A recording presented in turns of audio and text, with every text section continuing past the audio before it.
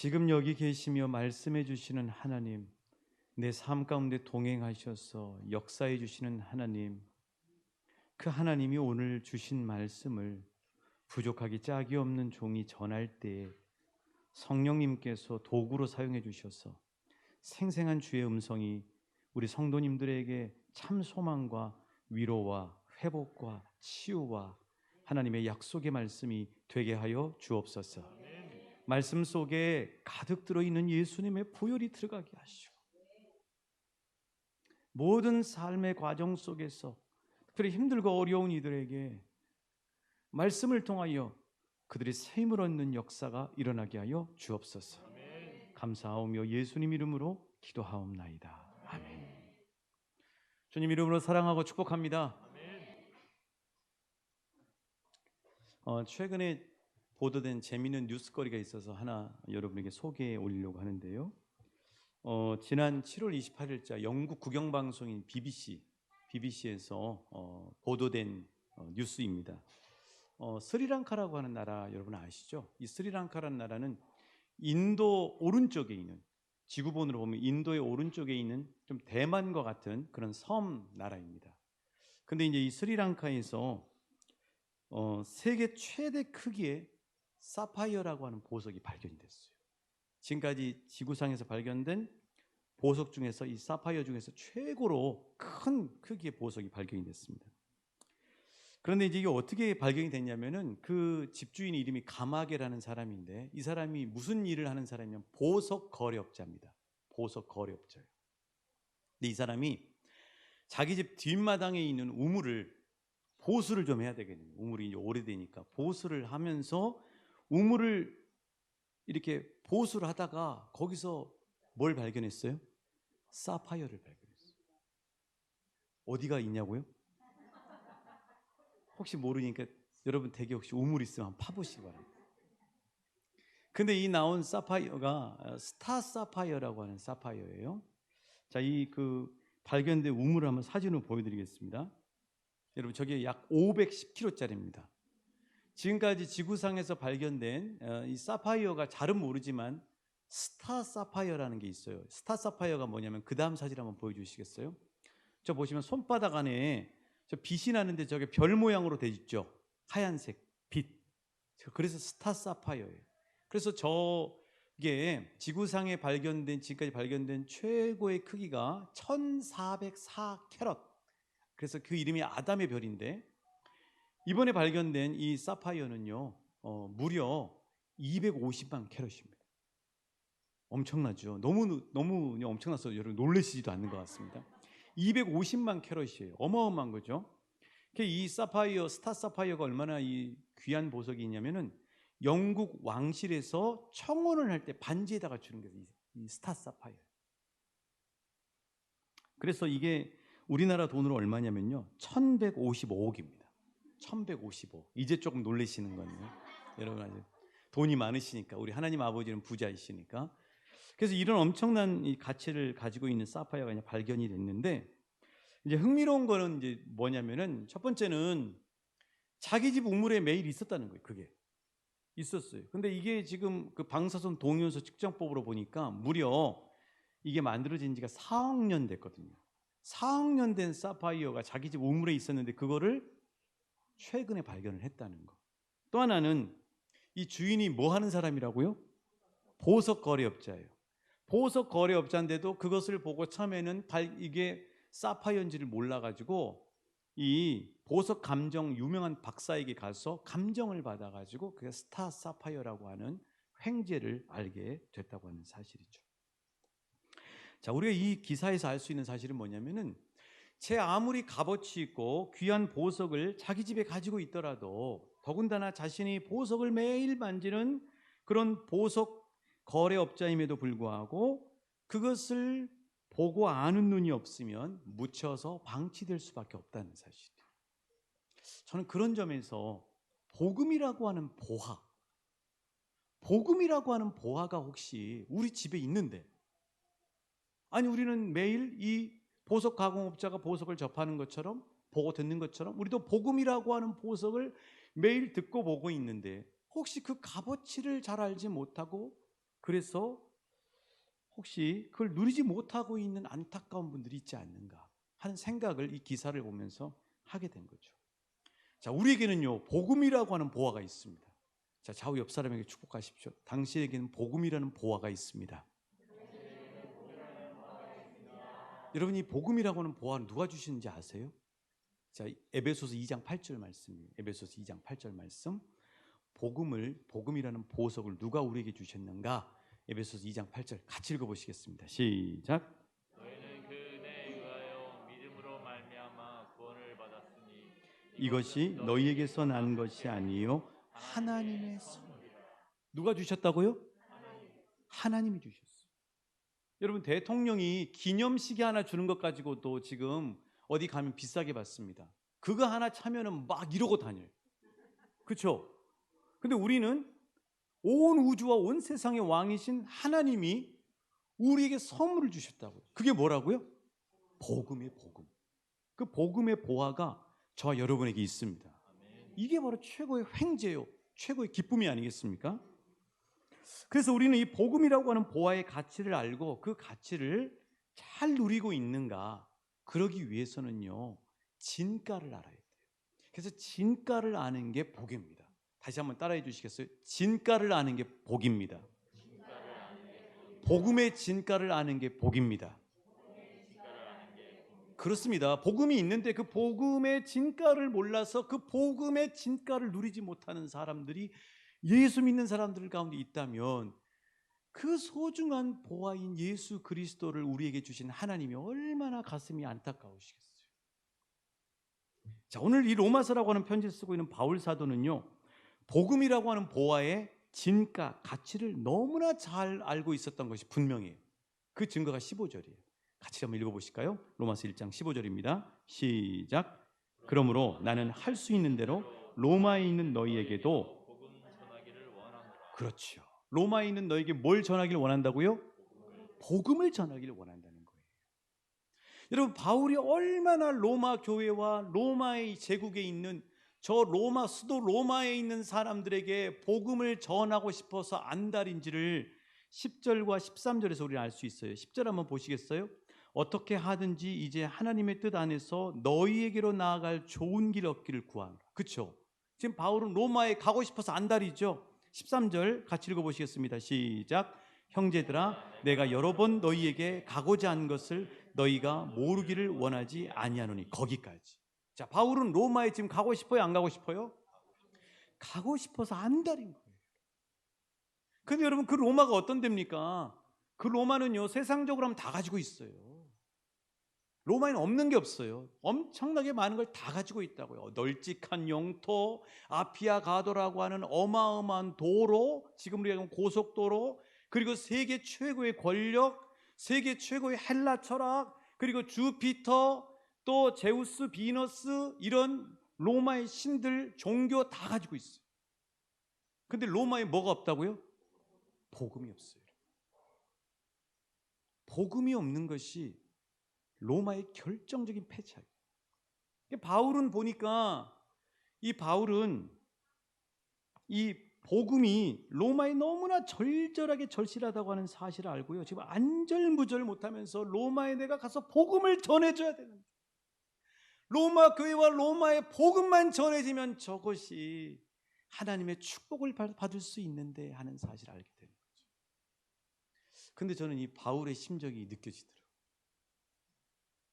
저도 그럴 때가 있어요. 저분 안에 있는 복음이 활성화만 되면 되는데, 저 가정에 복음이 있는데, 저 가정이, 저 부부가 복음을 향해서 다시 서로 향하기만 하면 되는데, 저 교회 가운데 다시 저 교회 성도들이 다 내려놓고 복음을 향해서 다시 재정렬하면 되는데, 그거를 하고 싶은데, 여러분도 그거 느껴지실 때 있으시죠? 제가 너무 힘을 줬나요? 여러분도 그런 안타까운 상황들 경험해 보신 적 있으시잖아요. 바울하고 똑같잖아요. 저 사람에게, 저 가정에, 지금 저 문제를 겪고 있는 저곳에 복음만 들어가는, 그곳에 있는 복음이 제 기능만 발휘하면 저 문제는 아무것도 아닙니다. 그 안타까운 나머지 강 건너 불 보듯이 할 수는 없고 너무나 안절부절하면서 그 가정을 위해서, 그 인생을 위해서, 그 공동체를 위해서 기도해 보신 적 여러분도 있으시잖아요. 왜 안 그런 척 하시고 앉아 계셔요? 있으시잖아요. 바울이 지금 그 마음인 거예요. 여러분, 모든 길은 어디로 통한다고요? 로마로 통한다고 그랬어요. 로마는 다 있어요. 전부 다 있습니다. 근데 복음이 없어요. 다 있는데 세상 사람들이 갖고 싶어하는 권력, 영토, 군사력, 보석, 그리고 종교, 그리고 뛰어난 철학, 학문 다 있어요. 근데 복음이 없어요. 로마에 복음이 없으니까 어떻게 되냐면 로마의 정치는요, 피해 복습과 같은 황제의 권력이 난무하고요, 막장 드라마와 같은 음란함이 독버섯처럼 로마 제국 전체에 퍼져서 결국 로마는 망하고 말아요. 그렇죠? 그러니까 로마에는 다 있는데 복음이 없어서 망해버려요. 복음. 자, 그렇다면 바울은 왜 모든 것을 다 가진 것 같은 로마에 복음이 이토록 절대적으로 필요하다고 절절히 말하고 있을까? 그 이유가 뭘까? 대체 이 복음이라고 하는 보화 안에는 뭐가 있길래 그렇게 바울은 저 강 건너 불구경하듯 보고 있는 그 로마 교회와 로마 사람들에게 그토록 전하기를 원했고 그렇게 절절하게 안절부절하지 못했을까? 복음 안에는 대체 어떤 은혜가 있을까? 그게 16절이에요. 자, 복음의 보화 안에는 뭐가 들어있는가? 우리 같이 읽어보십니다. 시작. 내가 복음을 부끄러워하지 아니하니 이 복음은 모든 믿는 자에게 구원을 주시는 하나님의 능력이 됩니다. 먼저는 유대인에게 그리고 헬라인에게. 그렇습니다. 이 복음의 보화 안에는 뭐가 있어요, 여러분? 모든 믿는 자에게 구원을 주시는 하나님의 능력이 있기 때문에. 다른 말 한마디로 얘기하면 복음 안에는 구원의 능력이 들어있어요. 그래서 복음이 중요한 거예요. 근데 바울이 이 복음의 보화의 절절함을 얘기하는 것은요, 바울이 머리로 한 게 아니에요. 무슨 신학 서적 책 보고 깨달은 게 아닙니다. 바울 자신이 경험한 거예요. 복음의 보화가, 이 복음이 보화라고 하는 사실, 복음에는 모든 믿는 자에게 구원을 주시는 하나님의 능력이 있다고 하는 사실은 바울 자신이 경험한 거예요. 바울이 어떤 사람이에요, 여러분? 다 가지고 있던 사람이에요. 로마 시민권도 가지고 있었죠. 최고의 가문이었죠. 바리새인이라고 하는 국회의원의 직책을 가지고 있었죠. 학문도 뛰어난 가말리엘이라고 하는 최고의 그 당시의 학파의 스승을 모시고 있었죠. 바울이 없는 게 없는 사람이에요. 다 가지고 있었다고요. 그런데 바울이 다 가지고 있었는데 그 다 가지고 있는 그 세상 단지 안에서 살아보니까 그때는 그게 좋아서 그 꿀단지 속의 벌처럼 좋은 줄 알았는데 나중에 예수 그리스도를 만나고 난 다음에 보니까 세상에 자신이 그 세상 단지 안에 있는 그 세상의 구렁텅이에 자신이 묻혀져서 저 멸망을 향해 치닫고 있더라고요. 사망의 늪 가운데 빠지고 있더라는 거예요. 그걸 모른 거예요. 계속 세상 단지 안에서 세상 사람들이 다 갖기를 원하고 같이 바라보고 있는 그것을 가지고 있으니까 으르렁거리고 떵떵거리고 아주 자만하고 만족하고 그랬죠. 그런데 예수 그리스도를 만나고 난 다음에 그 모든 것들이 따라해 주시겠어요? 배설물이다. 자, 그게 바로 빌립보서 3장 5절부터 6절 말씀이에요. 자, 바울이 뭘 가지고 있었는가?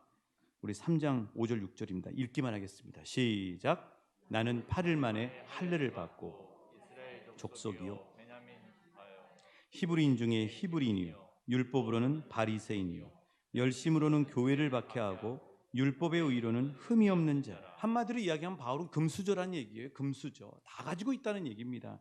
그런데 바울이 어떻게 그 금수저, 자신이 가지고 있는 그 세상 단지가 사망과 죽음의 해와 늪이라는 사실을 알게 됐다고요? 다시 빌립보서 3장 7절 8절이에요.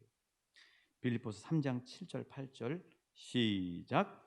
그러나 무엇이든지 내게 유익하던 것을 내가 그리스도를 위하여 다 해로 여길 뿐더러 또한 모든 것을 해로 여김은 내 주 그리스도 예수를 아는 지식이 가장 고상하기 때문이라. 내가 그를 위하여 잃어버리고 배설물로 여김은 그리스도를 얻고 예수를 알고 보니까 그게 세상 단지 너무나 좋은 벌에 있는 굿꿀, 내가 먹고 싶은 굿꿀, 내가 정성껏 모았던 굿꿀 안에 들어있으니까 너무너무 황홀하고 행복하고 좋았는데, 그것이 아니라 그 모든 것들이 자신을 결국은 사망으로 이끌고 죽음에 눕히고 그리고 해가 되는 그런 것이라는 사실. 뭘 알고요? 따라해 주시겠어요? 예수를 알고, 예수를 만나고, 예수를 만나니까 그 모든 것들이 해라는 거예요.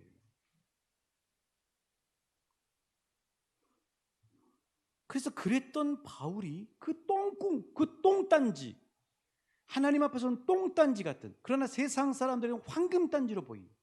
여러분 놀부 아시죠? 놀부. 놀부가 욕심 부리다가 결국은 박씨를 터뜨렸는데 거기서 뭐가 나와요? 안 읽어보셨구나. 나중에 똥이 나옵니다. 똥물에 휩쓸려가요. 놀부가.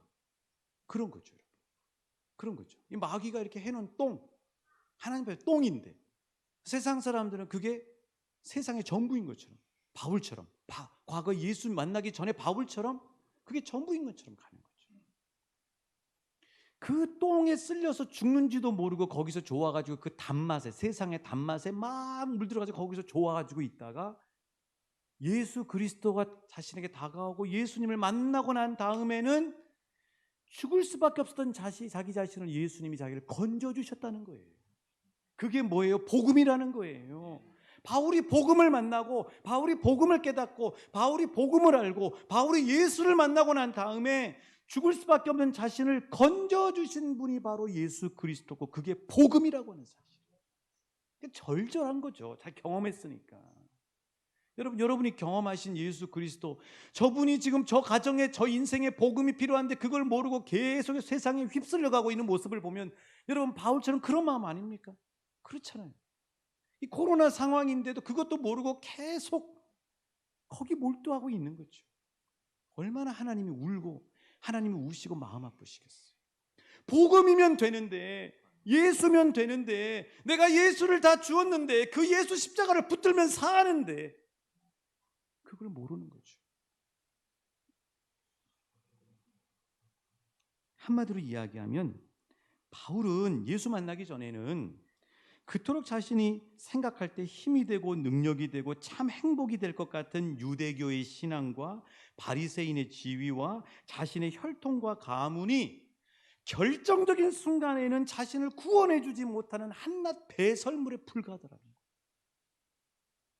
결정적인 순간에 우리를 잡아주는 것은 오직 예수 그리스도의 복음밖에 없다는 사실. 그래서 하나님이 그토록 가슴이 찢어지는 아픔 속에서도 하나밖에 없는 아들 예수 그리스도를 우리에게 보내주신 거예요.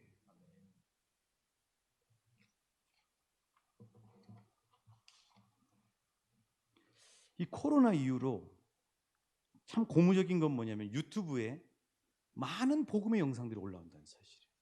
여러분의 유튜브 안에 하나님의 복음의 영생수가 가득 채워지실 수 있기를 축복합니다. 여러분 유튜브 안에 세상적인 것이 들어있으면 그걸 빨아먹고 있는 거예요. 유튜브는 그 사람을 그대로 얘기해 주는 거라고 전에 말씀드렸죠.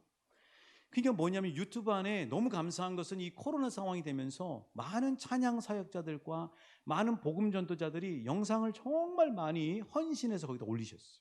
어떤 분은 평신도인데 정말 그분이 용감하게 뭐 요한복음 말씀을 쫙 올리시더라고요. 근데 너무 정말 우리 성도님들에게 아주 쉽게 다가갈 수 있게 잘 하시더라고요. 참 귀하시다. 우리 왕춘교회도 그런 분들이 많으면 좋겠다. 그런 분들을 길러내는 게 목회자가 아닐까 이런 생각이 드는 거예요. 근데 유튜브에 이제 찬양들이 많은데 그 찬양 이렇게 영상이 있고 밑에 댓글들이 있습니다. 댓글. 근데 그 댓글을 읽어보니까 그 댓글들에 많은 이야기들이 있더라고요. 제가 한 댓글 읽어드릴게요. 저는 모태신앙이었지만 한때 자살하려고 했던 죄인입니다. 최근에 엄청난 두려움과 공포 속에서 방황하고 괴로워하던 중 이런 사탄의 음성을 들었습니다. 인생을 포기해라. 모든 것을 포기해라. 그리고 약을 먹고 자살을 시도하려는 순간 어디선가 찬양이 들려왔고 나를 향해 다가오시는 십자가의 예수님을 만났습니다. 그 순간 저를 살리기 위해 십자가에서 처절하게 못 박히신 예수님이 믿어지기 시작했습니다. 얼마나 가슴이 아프고 하나님 앞에 죄송하던지요. 이런 댓글 외에도 가족의 갑작스런 사고로 깊은 절망 가운데 있던 분이 주님의 위로로 회복되는 간증의 댓글들이 있고요. 평생을 읽었던 사업 실패 속에서 예수님을 만나서 새로운 인생의 목적을 재발견한 간증의 이야기도 있어요. 여러분들이 유튜브를 딱 여셔서, 댁에 가셔서 유튜브를 여셔서 그 찬양 밑에 있는 댓글들만 읽으셔도 많은 은혜들을 받으실 거예요. 근데 중요한 건 뭐냐면은, 이게 뭘 증거하고 있냐면은, 정말 중요한 상황에서는 이 세상의 그 어떤 물질과 지위와 권력과 지식과 철학과 종교도 그 영혼을 구원해낼 수가 없어요. 결정적인 상황에서. 평상시는 잘 몰라요. 그런데 오직 예수 그리스도의 복음에만 그 영혼을 구원하는 하나님의 능력이 있어요. 이게 증거하잖아요, 여러분. 유튜브에 있는 그 자살하려고 하는 청년을 누가 구했어요? 복음의 찬양이 구했잖아요, 여러분. 여러분, 교도소에 들어가서 그렇게 국가에서 만든 교정 프로그램을 해도 그 사람 변화 안 되잖아요. 오히려 소매치기 기술만 배우고 사람 죽이는 기술만 배우잖아요. 더 악해지고 오잖아요. 그러나 교도소 안에서 복음을 진짜 만나면, 교도소 안에서 그냥 성경책을 읽는 게 아니라 예수 그리스도를 만나면 그 인생이 변화가 되잖아요. 뭘 얘기해요? 복음은 그 영혼을 구원하는 하나님의 능력이 있다고 하는 사실. 복음 안에만 그게 들어있어요, 여러분. 왜냐하면 복음은 죄로 인해 죽을 수밖에 없는 우리들을 구원하시는 예수님의 사랑과 능력이 복음이기 때문에. 그래서 복음을 만나기 시작하면 그 사람은 하나님의 사랑에 감격하는 거예요. 세상 사람한테 버림받고 비난받고 조롱받고 손가락질 받아도 복음을 만나면, 복음 안에 들어있는 예수 그리스도의 십자가 사랑을 경험하면 그 영혼이 그 하나님의 놀라운 사랑으로 사람들에게 저주받고 욕설받아도 그 사랑으로 다 만족이 되는 거예요. 그게 복음의 능력이에요. 그 복음의 능력을 날마다 맛보시는 우리 사랑하는 왕중교회 성도님들 되시길 주님의 이름으로 축복합니다. 우리 자녀들이 이 복음의 능력을 경험하실 수 있길 우리 주님의 이름으로 축복합니다. 그래요. 모태 신앙이 중요한 게 아니에요. 복음의 맛을 알고 복음의 가치를 알고 복음의 진가를 날마다 경험하는 게 중요해요. 여러분, 하루하루 어떻게 사세요? 저도 하루하루 살면 지치더라고요. 그런데 복음이 살려줘요. 정말 아침에 운동하면서도 찬양 듣고 말씀 듣고 하나님하고 교제하고 그 시간에 그 복음, 제가 경험한 것은 여러분은 잘 모르겠어요. 저는 복음을 한 번 듣고 끝나면 안 되더라고요. 매일 일용할 양식처럼 복음에 우리의 빨대를 대고 하나님이 날마다 공급해 주시는 복음을 맛봐야 사는구나. 저는 그렇게 살 수밖에 없더라고요. 여러분 어떠십니까? 복음이 우리를 살려준다고요. 복음. 하나님이 복음으로 우리를 무당과 점쟁이와 온갖 미신으로부터 자유하게 해주셨어요. 여러분 믿으시죠? 안 그랬으면 여러분 지금도 미신 때문에 두려워할 거예요. 하나님이 복음으로 우리 한 번뿐인 인생을 저 세상 욕심 쫓아가다가 나중에는 멸망받는 것이 아니라 참된 소망을 알고 참된 것에 우리 한 번뿐인 인생을 드릴 수 있도록 구원해 주셨잖아요. 하나님이 복음으로 죄로 인해 지옥 갈 수밖에 없는 우리들에게 영원한 생명으로 건져주셨잖아요. 하나님이 복음으로 상담학으로 약으로 치유되지 않는 그 놀라운 어렸을 때 그 상처와 아픔과 말할 수 없는 모든 정서적인 것들에서부터 자유하게 하시고 치유하시고 우리를 성숙시켜 나가시고 우리를 온전케 해주시잖아요. 복음의 그 능력이 있잖아요. 여러분, 이 복음의 간증이 여러분의 삶 가운데 철철 넘쳐나실 수 있길 주님의 이름으로 축복합니다. 이것이 나의 간증, 이것이 나의 찬송. 이 간증, 예수 안에서 누리는 복음의 간증, 복음의 능력, 구원의 능력 경험하시는 저와 여러분 되시길 축복합니다. 왜요? 이 복음 안에는 모든 믿는 자에게 구원을 주시는 하나님의 능력이 있기 때문에 복음 안에만 있어요. 자, 그렇다면 우리는 어떻게 우리를 구원하시고 이 세상을 구원할 복음이라고 하는 보화를 날마다 누리며 살 수 있을까? 자, 여러분 혹시 신주단지 아십니까? 신주단지를 혹시 모르는 우리 젊은 분들 위해서 한번 저 사진 한번 띄워드릴게요. 저게 신주단지입니다. 자, 신주단지가 어떻게 해서, 예전에는 집집마다 다 있었죠. 저 신주단지가 어떻게 해서 만들어진 거예요? 옛날에 먹고 살기 힘들 때 벽실을 저기다가 보관하기 위해서 신주단지에다 넣어놓은 거예요.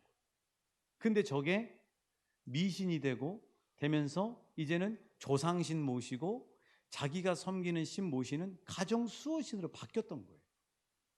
보니까 지금도 신주단지가 집에 있는 분들이 있으시더라고요. 그래서 그 신주단지를 처분을 해야 되겠는데 못해서 그거를 대행해서 처분해 주는 분들이 있더라고요. 그 한 번 처분해서 60만 원 받더라고요. 여러분 혹시 여러분 아시는 분들 중에 신주단지 처분을 못 하시는 분은 저한테 전화해 주시기 바랍니다. 제가 무료로 해드리겠습니다. 두려워서 신주단지 처분을 못 하시더라고요. 그러니까 어떻게 신주단지 처분하는 걸 봤더니 뭐 거기다 물 떠다 놓고 절을 3번 하고 막 뭐 이렇게 아주 요란하게 돼 있더라고요. 근데 그럴 필요 없어요. 우리는 예수님의 복음으로 신주단지 없애버리면 됩니다. 자, 그런데 신주단지가 있어요. 그런데 예수를 믿는데 예수 믿는 이 복음을 신주단지처럼 생각하면서 있는 이들이 있어요. 이게 뭐냐면 이런 거죠. 복음은 마음속에 있는데, 예수는 마음속에 있는데 그 마음속에 예수를 모셔놓고는 그분이 나를 지켜주겠지. 저 동남아 어느 나라에서처럼 집집마다 제단을 쌓아놨잖아요. 그런 것처럼 예수님의 사진이나 성경책을 펼쳐놓고 그것이 우리 가정을 우환으로부터 지켜주시겠지 하고 모시는 것. 이게 복음을 신주단지처럼 여기는 거죠. 복음은 이렇게 하는 게 아니에요. 그럼 복음은 뭐냐? 복음은 뭐냐면 따라해 주시겠어요? 이게 제일 중요한 말씀이에요. 예수와 함께 살아내는 것. 예수와 함께 살아내는 것. 예수와 함께 살아내는 것. 예수와 함께 살아내는 것. 복음은 딱 모셔놓고 그게 우리를 지켜주겠지 하는 신주단지하고 달라요. 복음은 우리가 살아내야 돼요. 그래야 복음의 능력을 경험할 수가 있어요. 이 코바디스라고 하는 영화, 유명한 영화인데 이 코바디스라고 하는 영화가 이 만들어질 때 그 감독이 많이 참조했던 게 성경 말씀이지만 베드로 행전이라고 하는 외경을 참조를 했어요. 이 베드로 행전이라는 외경이 있어요. 도마 행전, 베드로 행전, 요한 행전 이렇게 있습니다. 근데 이 베드로 행전이라고 하는 외경을 보면 거기 어떤 내용이 나오냐면 베드로가 로마에서 이제 순교하는 장면이 나와요. 근데 그 순교하는 장면이 아주 자세하게 베드로 행전에 나와 있대요. 이렇게 나와 있습니다. 제가 한번 읽어드릴게요.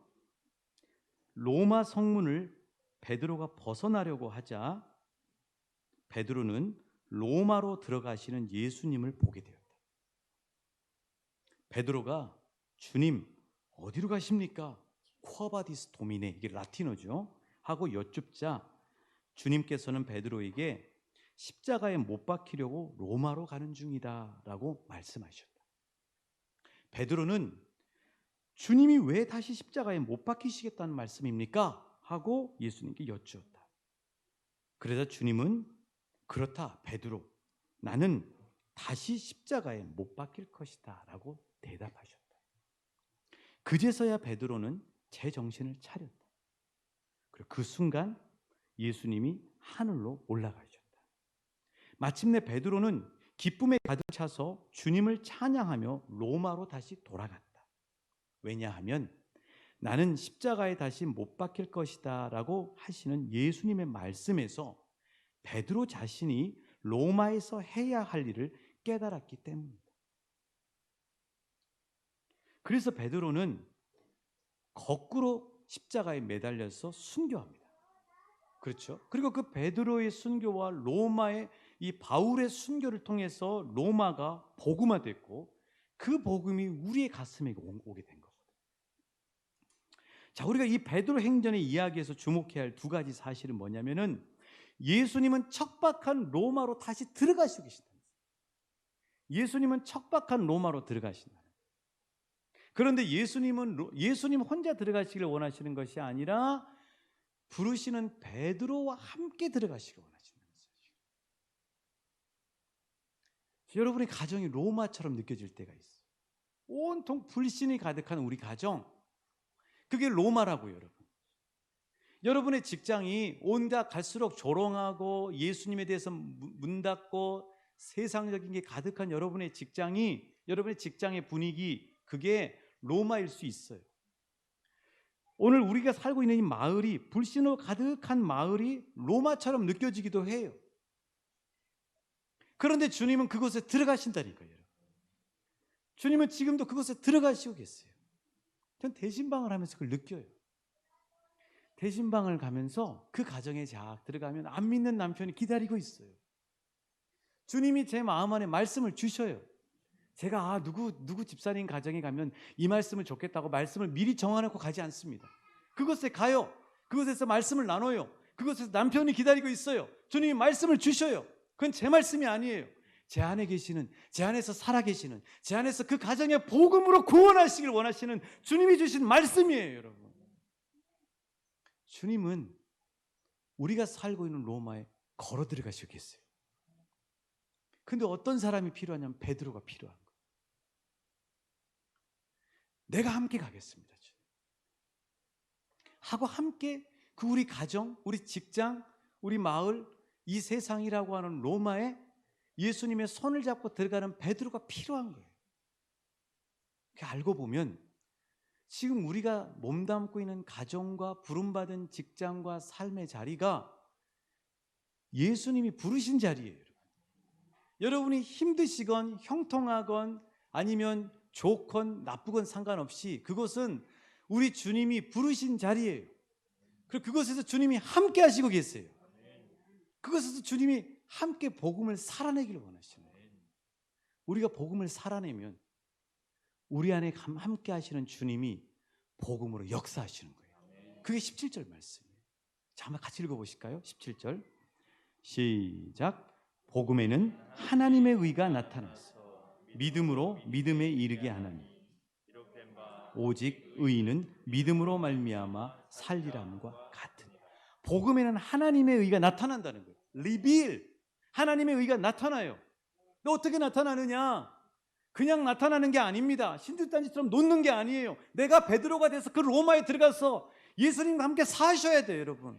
복음을 사셔야 돼요. 그러면 나의 힘으로는 안 되는데 내 안에 계시는 예수님이 그것에서 믿음으로 믿음에 이르는 역사를 허락해 버리시는 거예요. 그걸 경험하고 제자들이 70인의 제자들이 기뻐 가지고 와서 주님, 정말 주님의 이름으로 우리가 복음을 전했더니 귀신이 떨어지고 그곳에 놀라운 복음의 역사가 나타납디다 하고 기쁨으로 보고한 역사가 일어나게 된 거예요. 오늘 말씀을 정리하면요, 하나님은 지금 우리가 몸담고 있는 곳에 우리를 배치해 놓으셨어요. 힘들건 편안하건 상관없이. 그것이 바로 복음을 위한 부름의 자리예요. 하나님은 그곳에 바울과 베드로처럼 저와 여러분을 부르셨어요. 복음만이 그것을 구원하는 유일한 하나님의 능력이에요. 그리고 우리가 주님과 함께 복음을 살아내면 우리 안에 거하시는 주님이 17절 말씀처럼 그것에 불신이었던 사람을 믿음에서 믿음으로 이르게 하는 하나님의 놀라운 복음의 열매를 맺게 역사하시는 거죠. 그래서 따라해 주시겠어요? 오직 의인은 믿음으로 말미암아 사는 사람입니다. 할렐루야. 오늘 예수님 손 붙잡고 여러분의 가정과 삶의 자리로 가실 수 있기를 축복합니다. 우리 함께 430장 우리 찬송하시겠습니다. 찬송가 430장입니다.